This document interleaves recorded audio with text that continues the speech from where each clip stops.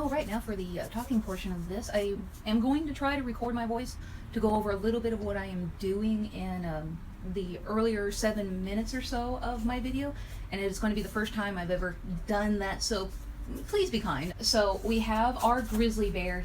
He's probably not quite what I wanted to do. My original intent was to make this more life-size in reality, and I guess depending on what pictures you look at, when I was searching around for grizzly bears and trying to get a sense pardon me, a sense of scale, the only sense of scale I actually was able to find is this gentleman who, I guess he has one grizzly bear that he has trained, and it's basically the bear you see in every movie ever made with an actual live bear and actors.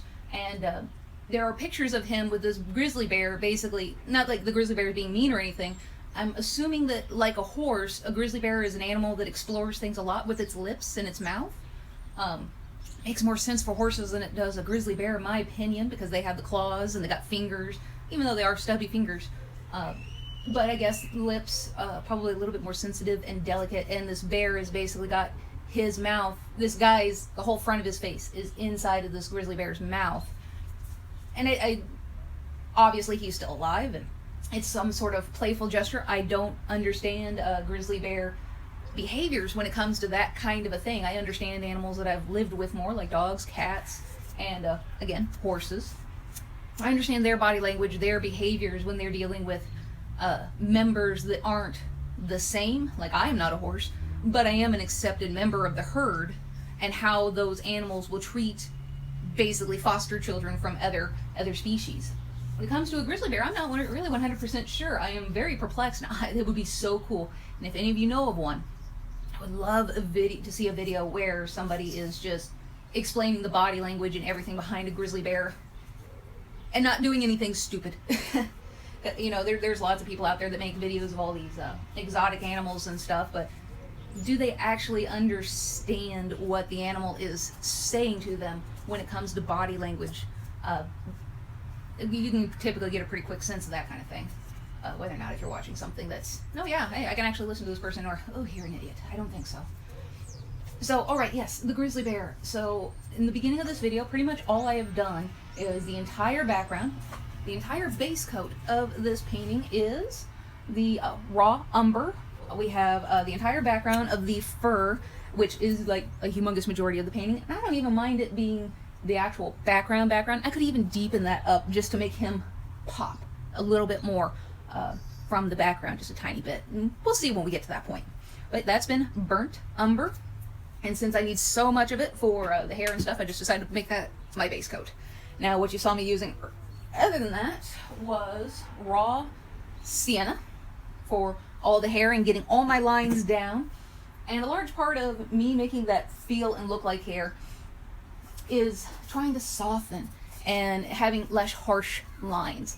And just doing it a little bit at a time, a little bit, and messing around with the paint until, to me, it felt like it was fluffy, furry. And you can't really tell so much when you're first starting a painting, and even a painting to this scale. It's rather hard to tell if you're doing it right. So you need to do sections and trying out sections. Like I started off in this section first, and it felt like shorter hair. The grizzly bear does have typically shorter hair up top as opposed to around the face. And then just going from there, once I felt like, okay, yeah, it's starting to feel fluffy, it's starting to feel light. And then when I wanted the hair to get longer and longer, I made longer strokes to get that feeling. So that's really all we're doing about the hair. It's not as complicated as a lot of people think. Of course, this is nowhere near done. This is just giving me my rough ideas and my rough outlines. I still have my lights to put in there. I still have maybe even some darker areas I might even play around with. We'll see about that. I've got like 20 grizzly bear pictures I am looking at to make this painting, because I cannot find, and the whole point of this painting is to have the viewer in a position that if a photographer was in this position, either the camera's going to get eaten or the photographer's going to get eaten. I think the photographer would probably be the more tasty snack there. So just trying to get into showing people really how terrifying these animals can be, and they need our respect. It's not, and you know, a lot of people argue, oh well, it's just a dumb animal, and Oh, all right, fine. It's a dumb animal. So, is the animal really to blame for you going walking through the woods with a hog roast in your backpack, and you yourself are kind of look a little bit like a hog roast, a little tasty, you smell good, and then you get eaten? And well, you say it's a dumb animal, then why'd you go out there and do that? All right. So as far as continuing on with this guy, the last things I'm going to be doing is going to be the mouth area, because those are going to require whole different colors. I'm going to try to go for pinks, some reds, and even, depending on some of the pictures you look at, maybe even going for some blues and some purples in that area. And of course, the nice off-white fangs and everything. So this video predominantly is going to be about doing the face, the nose, and the hair itself. Pull up the picture I'm currently going to use. Now, I personally feel, from looking at all my photos, I don't think I have the nose just right. I have a feeling the nose actually should be much bigger, like maybe going out into this area. And I want to make it a little bit different. I really want him to look mad and angry from the muzzle up. I want more rippling. My first drawing that I did of this, the nose I was way happy with, but then everything else was off, so I had to repaint over it. Because if you have your background and you draw over the top of it, which is what you're seeing here, that's just pencil, and then you go to try to erase it, it's going to eat up your eraser for starters. If you try to use a putty eraser at this stage with your background color, parts of your putty eraser are going to get trapped inside of this, and you don't want that.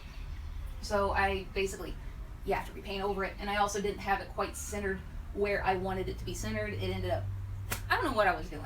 I was too tired at the time. So, and yeah, I'm wearing the same t-shirt even though it's a day later. It's my painting shirt. I have several painting shirts, but this is the only one I want to get yicky at the moment. So I want to, probably am going to end up reworking the nose. I want it to look angrier. I want it to look more ferocious. I am happy with the eyes, and when I get done painting the eyes in here, I want them to look afraid. I want them to look terrified. Hi, Pudge. What you up to? It's just something I'm pretty passionate about. I love animals. I am passionate about these guys. It's something that I know best. I don't know people that well unless you're nerdy, geeky, and weird like me. I'm not always the greatest with people. So we are going to pick our colors here. Pudge. Pudge back. And actually, I think to start off, I'm going to work on this nose, and I do apologize if this is a little bit in the way. It's kind of the best I got right now. And I'm going to start off with Pryor's Gray. I'm going to try to use, if any, absolutely no black that I can. And of course, the lid's popped off. I'm going to show you guys something here. And if Grumbrocker actually watches this, yeah, right. And then I hope they take the hint.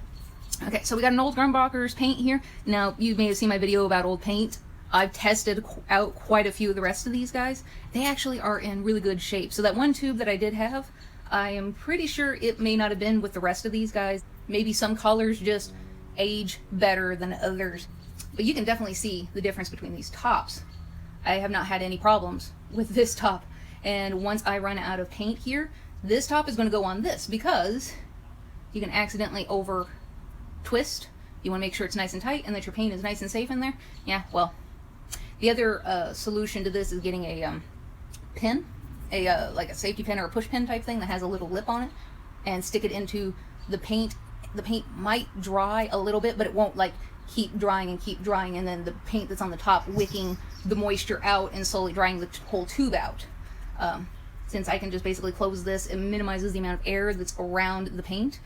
So far it's okay, but as soon as this tube's gone, that's where it's going. And this happens to me a lot with the new stuff. The tops they used to make were great. This is BS. And I'm going to want some white to add definition in here.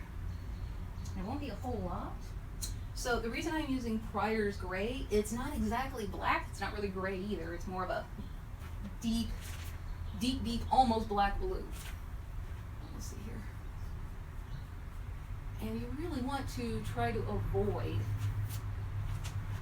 using black as often as you can. Washed several pairs of jeans before.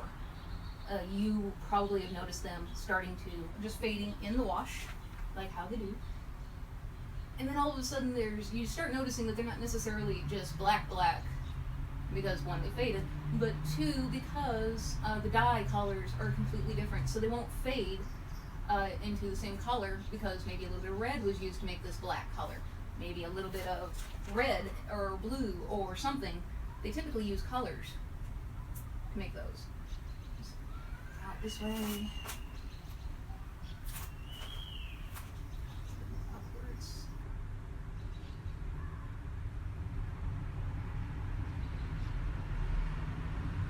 Go down the middle here.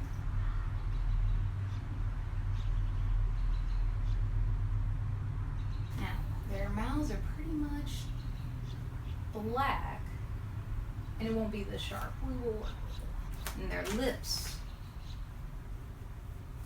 are pretty black, but add just a little bit of white down this side here to kind of show light hitting. And so then you even have it kind of coming this way on around the back. We are talking very minuscule amounts of white here. I'm just kind of slowly, this whole thing's way too transparent, too light. He doesn't pop out enough.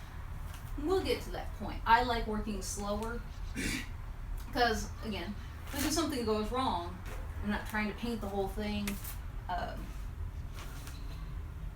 really fast, focusing, just getting this nose just perfect, and then getting this tooth just perfect, then this eye. Because then if something's off, then we're going to have a pretty big problem, because if, let's say, the eye's off, I spent a whole this time on this eye. Now I've got to paint it back to the base color and move it or do whatever needs to be done to put it back in. And I'm not going to go super detailed with the nose just yet, but I do want to remember where all my landmarks are for this nose.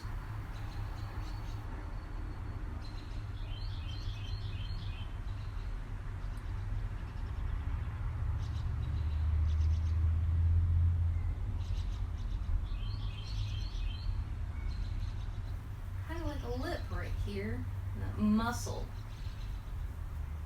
And then of course the skin underneath is black.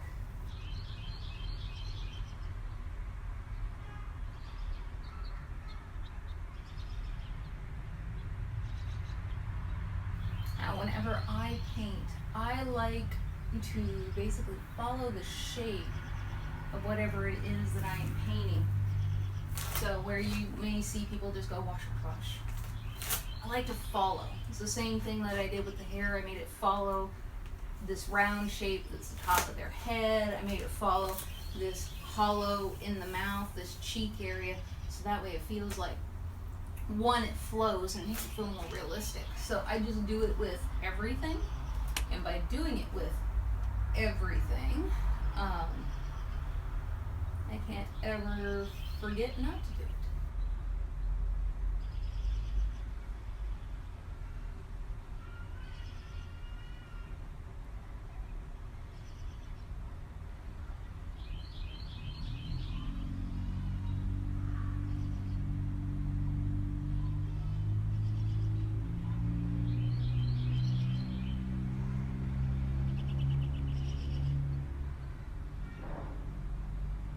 Now, the technique I'm going to use for in here, where the lips kind of start to, or the skin starts fading into the hair, is called a scumble. So pretty much I am very lightly trying to brush over the top. I'm allowing the colors that are underneath inside of the pits of this painting to come up through.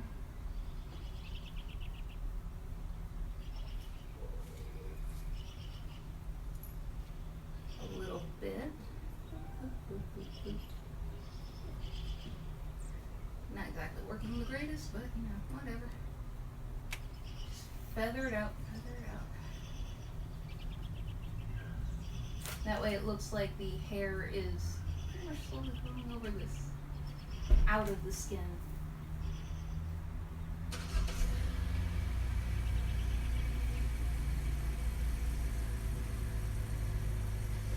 Of course, it's just dark right up next to him.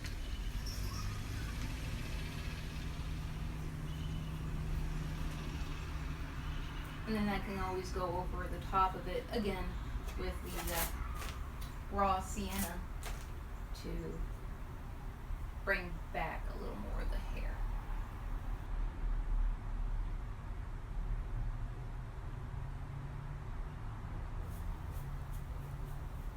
Now that I have a lot less paint on my brush, scumbling is working a little better for me. Sam? Sam? What you doing?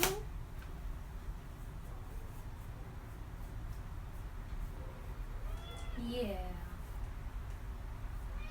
I know. Little girl wants attention. Yeah. And now I'm going to continue on with the lips.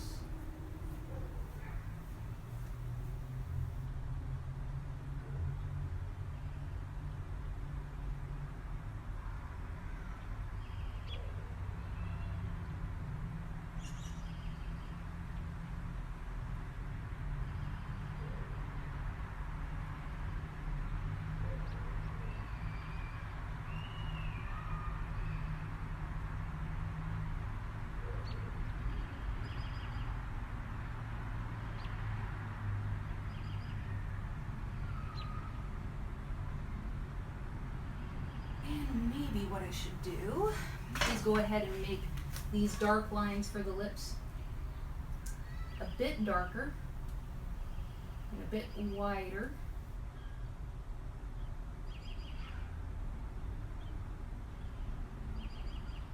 We're back. So sorry about that, guys.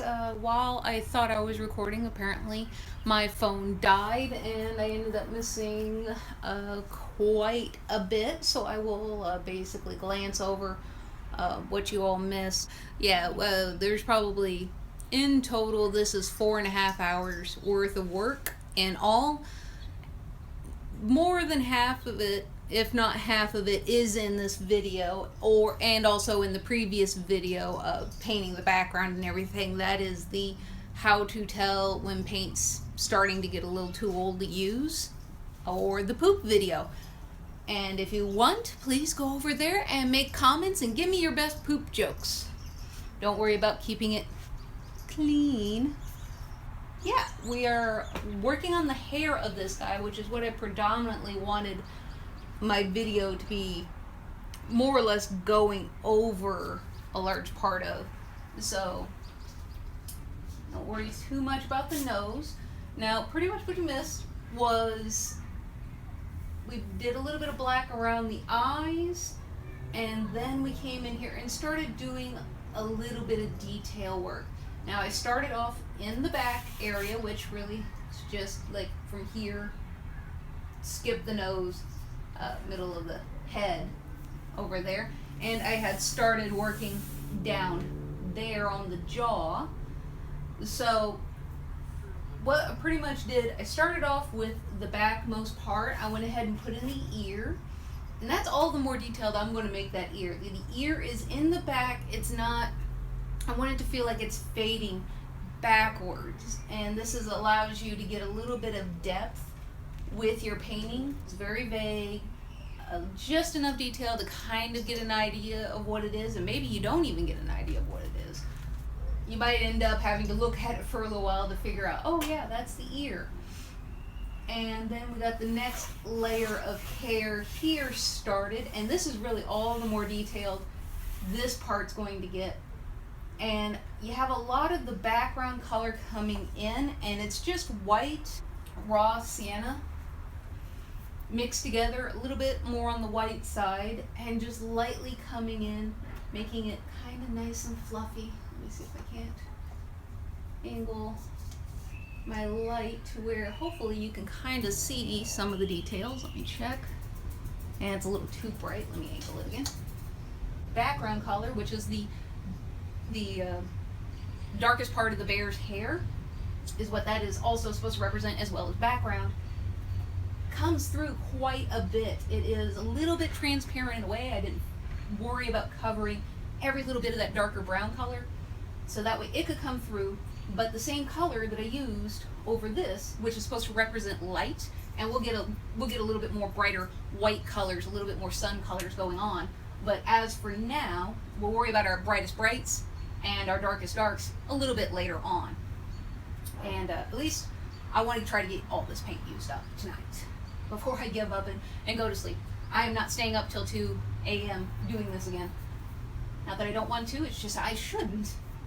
So we got this a little bit less defined, and for those of you who do maybe some photography, I do believe I'm using the correct term when I say this, but think of this as kind of like your f-stop. Things that aren't as detailed are going to be more in the background, where this is the focal. This is what we're supposed to be paying attention to. And maybe even the eyes, which there's more detail around here than there is back here. So slowly stepping forward, it's going from pretty vague, a little bit more detail. We got mid-tones, we got highlights, and we got a couple of darks in there, and coming forward until we are seeing lots more detail and even almost individual hairs, or if they're not individual hairs, then they're sections, clumps of hair. I read on a website when doing my research on the grizzly bear that apparently it got its name from the fact that it's all grizzled looking, because the hair is lighter on the ends than it is down near the skin, and because of that in general hodgepodge, the longer hair and everything, that's supposedly where it gets its name. It's the only website I ever ran into that even remotely mentioned anything like that, so take it as you will. So to get started here, find a spot. I'm going to just kind of continue joining these two areas. I'm not going to worry so much about the muzzle. I'm going to do a little bit more fixing on this. It shouldn't quite be so pointed. Again, I'm not worrying too much about this area. Now that I feel like I got the nose right a little bit better, we'll deal with that after a bit. So a little bit of sienna. I need some water here. I got some sienna, and I'm going to get some of this white going. Kind of lighten things up. Now, another reason why a lot of artists kind of try to avoid using black, or at least maybe even just use it for the very tail end of a painting, is because if you end up getting a color together, you do add white to it, and it gets a little too light for you. So you think, oh, I'll add black. So you add a little bit of black to it. And instead of, you're ending up changing the vibrancy of your color that you're using, because really, you're not just darkening up or lightening up the color, you are actually adding black pigment, white pigment, and the less of the color that you put in the black or the white, the more and more of those two you keep adding, the more and more you're changing it to just gray. So that's another reason to kind of try to avoid using black, or at least use it when you're not going to be using any white. A lot of people, they just decide that, oh, that's going to be the fix-all, I'll just flip-flop between the two. And that's not how it works. So I'm coming in here as far as this hair goes. I am looking at a picture. Back at. I'm looking at a picture of a grizzly bear in this kind, not this position, but with its mouth open, to see how its hair lays across its face. So that way I can make sure that I am making all these individual hairs go in the correct direction. And I'm just using the tip of my paintbrush here and just putting little bits, and just barely touching my paintbrush to this canvas. Now, because the tips of this brush are all I'm using, because of that, you will have to go back and keep reloading paint onto the paintbrush, because you are using up all the paint that you got on the tip of the brush. So expect that to happen. And I want these to be nice and short. The shorter the mark you make, the more hairy it's going to look. But as I go out here, I'm going to want to make those hairs longer strokes to make it feel like the hair is longer in these outer areas. In this area, the hair is a lot shorter than it is in kind of like, I don't know how to compare it other than the bear's mane. They got like the mane around the face, and then there's like an even longer mane like around the neck area, and then neck and shoulders area. So it's like they're made up of multiple manes almost. And I want to make sure that I do this correctly and follow how their hair pattern would go. Now, if you remember before, I had the cheekbone kind of like as if it had a cheekbone, like way up here and way more prominent. Well, when I actually look at this picture, actually this whole area is kind of flat. cheekbone only kind of shows up like in this area, so I kind of flattened that back. My darkness that was right above my eyebrow ridge was way too much, so I started blending that back in space just a little bit at a time. And now we're going to worry about this area, and this area is pretty easy to do. And I find that the further out to the end of the brush I go, typically, what's going on at the other end a lot more. Whereas if you're really choked up on it like this, all you can feel is what your hand is doing. But when you're way back here, it's just kind of like fishing and bobbers. A bobber is just, it's just like a little telltale. It's just this light touch. Really helps me out when I want to be a whole lot lighter.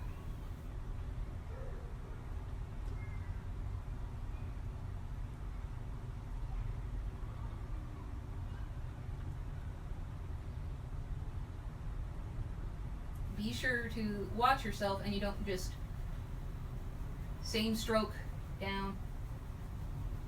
And see, that's going to get to feeling really, really flat when you just go beep, beep, beep, beep, beep, beep, beep, beep, beep, beep, because you want to fill this whole area in. If you don't like doing hair, then avoid doing a painting this big and having something that is so incredibly hairy, because if you just do that, people are going to feel like you were being lazy or you don't enjoy doing that part of a painting. You got to enjoy it. It's great to learn. I'm all the time trying to make myself or find the beauty in something that I don't typically like to do, but I like to challenge myself. I don't like landscapes, so I force myself to do landscapes.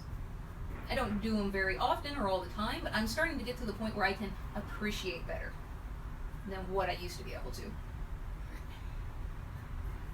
And same thing with this pretty much. If you don't like doing hairs, doesn't interest you, then well, you probably wouldn't be looking at this video and trying to figure out how to paint animals.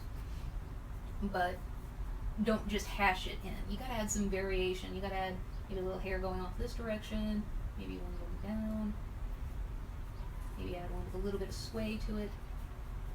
So that way it feels a little more real overall. Now, as I'm going down here, I'm going to want to add more sienna and less white, so that way it feels like the light's hitting up here, but not making it as much down there. So I'm kind of between these two.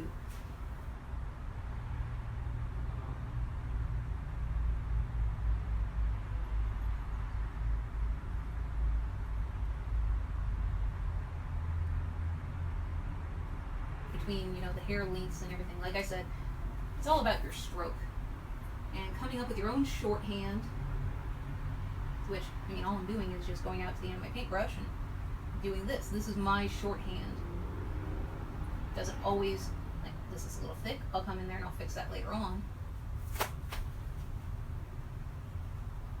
But this is how I am able to do my own shorthand. And you will be able to develop, as time goes on, your own technique for doing things like this. It might be completely different from mine. It might be exactly like mine. That's just up to your own ability to practice.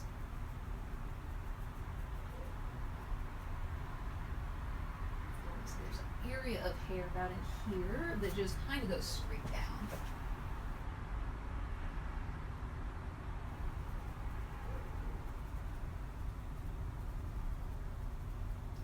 And I'm going to add a little bit of raw umber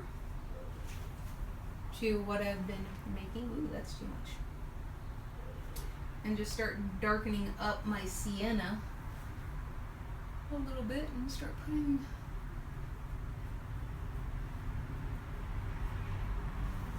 some of that in there to kind of blend things. And I can't see because of my own light.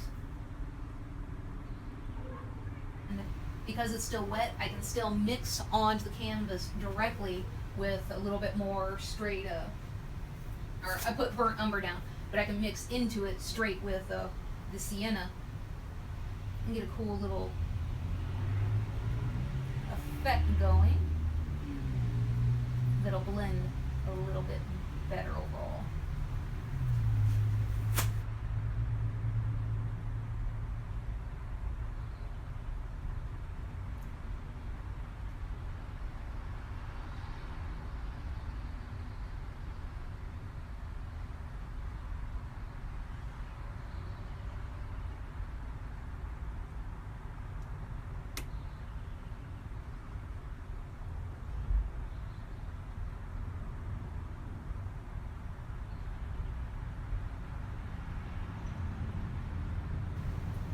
okay to get some of these darker areas a little bit wider of a detail than you would otherwise have, because they kind of act like a hole in the hair, where the hair is all clumped up into this blondish hair. Like that would be like 4 or 5 hairs all put together.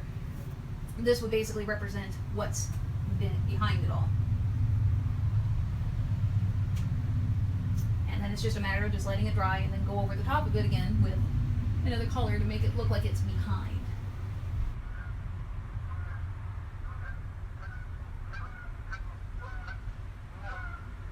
And since these are just, that was way too much.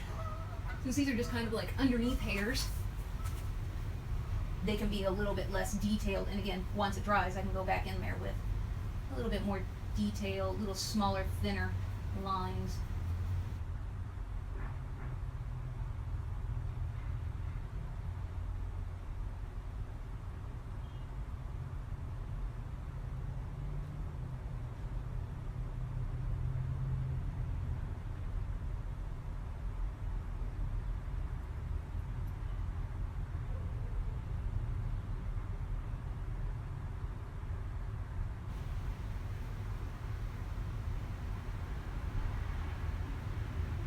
Seems as though the longer hairs are kind of like a mustache.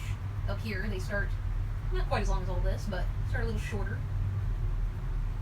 on the lip, and then they just make their way down until it meets up with all this longer hair. And all this is still pretty short, or this area is still pretty short and fuzzy-like.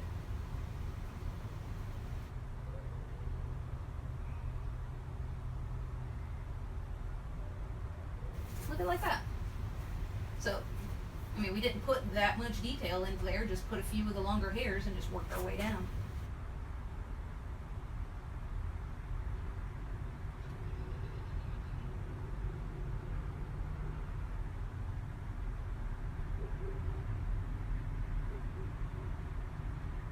And I'm not putting too many of these in here, just a few.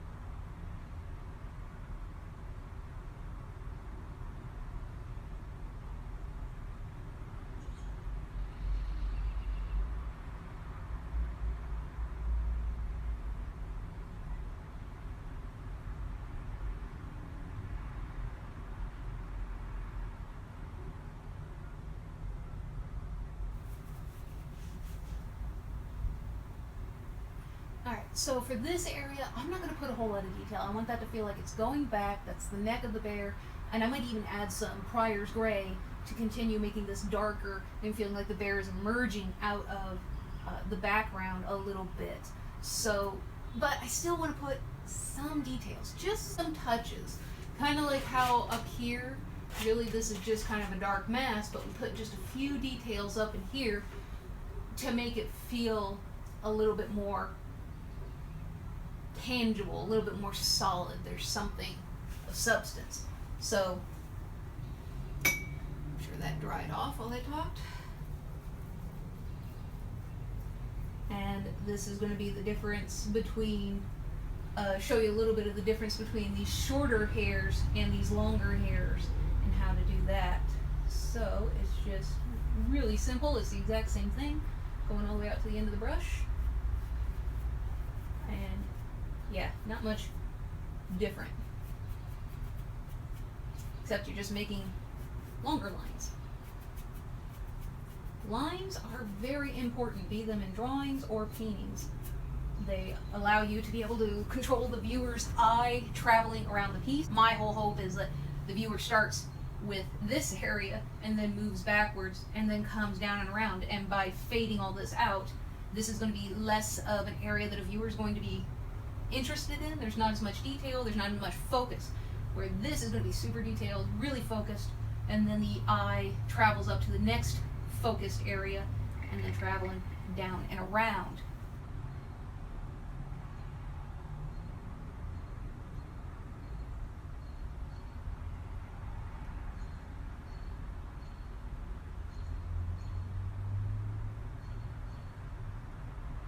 And it is pretty much the same for starting and stopping an area.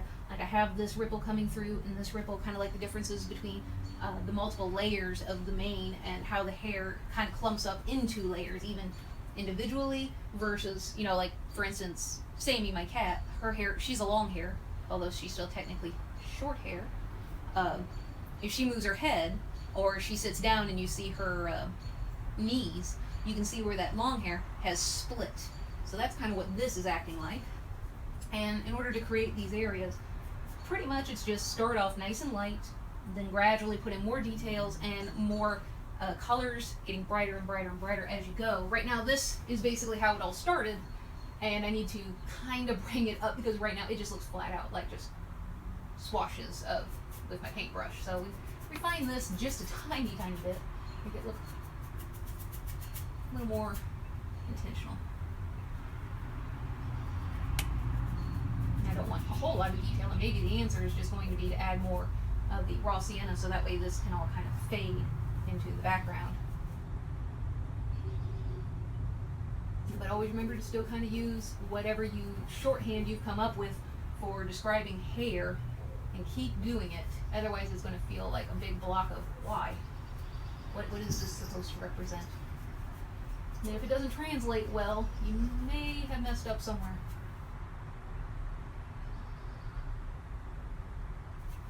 I'm going to leave some of these brighter areas alone because just like here, just a touch of something, just a little bit of detail. And those will probably just end up being my details.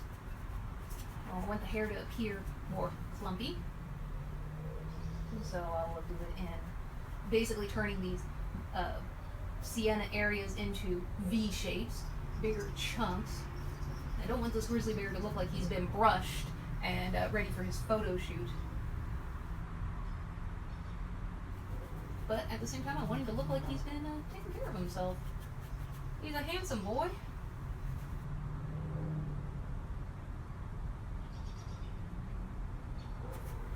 And because I don't have a whole lot of detail in this area, and it's kind of blending in because there's not very much on my brush, kind of trying to get some of this paint off of the side, use it up, and then just kind of fade away, fade away, fade, fade. Since there's no paint on my brush, this is kind of dried a little bit. My paint is overall pretty dry as it is. I am just blending what is already here and kind of making it fuzzy and making it fade just a little bit. Add a little more here. It's not quite right. That feels way too sharp, these two areas, so add just a little bit more to both of them.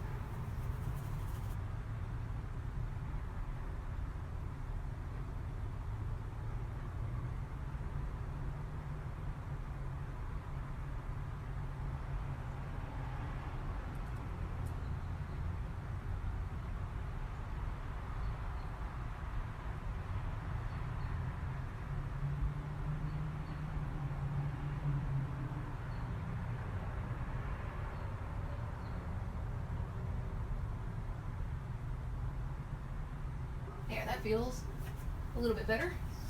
Get some distance. And sometimes that may be what you need to do is get distance. And we're getting pretty close to where I am going to want to take another break, take a few hours. I've done quite a bit of this, working on it, and it gets to the point where, especially with something so big, sometimes you just can't see the obvious answer. While for you guys, I'm trying to condense this down into an hour-long episode. For me, this so far has been, when I restarted this third recording, this has been like a 4.5 hour process. So sometimes you're just too close to the subject, and you need a little bit of distance. Hi, baby boy. Here's my Brody bear. You're the Brody bear, this is the Grizzly bear. I know. And then we'll worry about the nose area and getting that a little bit more detailed. I'm not going to do too terribly much over here. I am definitely around this area going to detail that up, make this the same as this. But this area is probably not going to be any more detailed than some of this area over here. So that way, again, feels like it's falling back. This is too detailed. And this area feels like it's closer to you than this area. Well, if this is on his neck, that shouldn't be. And actually, I'm just now noticing it, and I hope you guys can see what I'm saying with that. Yeah, I'm gonna... Bad cat wants to fight. So I'm just gonna go ahead and continue on with this. Just know that it's all the exact same techniques that I just showed you for this area over here. And we still have our whites to do, and our darkest darks to do, which won't be too much. It's really gonna be down underneath the mouth areas where the darkest darks are going to be. So I'm gonna go ahead and do that, and I'm gonna fast forward through it so you can watch the process. If you don't hang around for that part of it, thank you for coming and hanging out. Please like, subscribe, comment, any of that good stuff that you guys do.